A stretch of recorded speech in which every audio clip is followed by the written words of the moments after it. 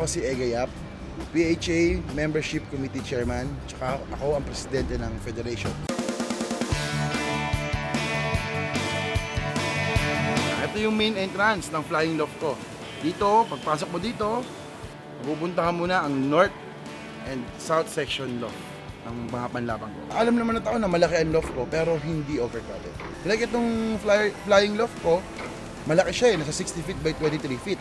Pero ang maximum na mailalagay ko is hanggang 270 lang. Dito sila nagpapahinga paggabi. Ito talaga yung tulugan nila.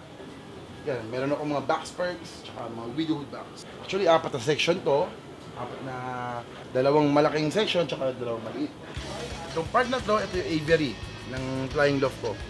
Lahat ng flying loft ko, mga section, may mga aviary sila. Once na maganda ang ventilation ng loft mo, mas prone sa sakit yan.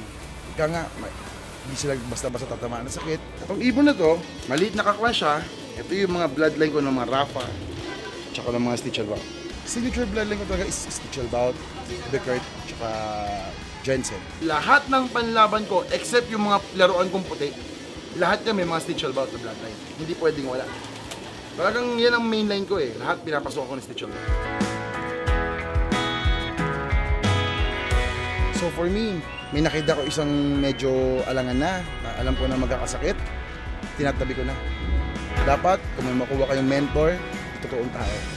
Hindi yung lolokoy lang kayo. Mas maganda na marunong tayo mag-observe.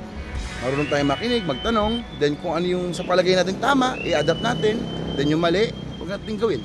Pinakamaganda talaga matutunan is yung actual trial and error.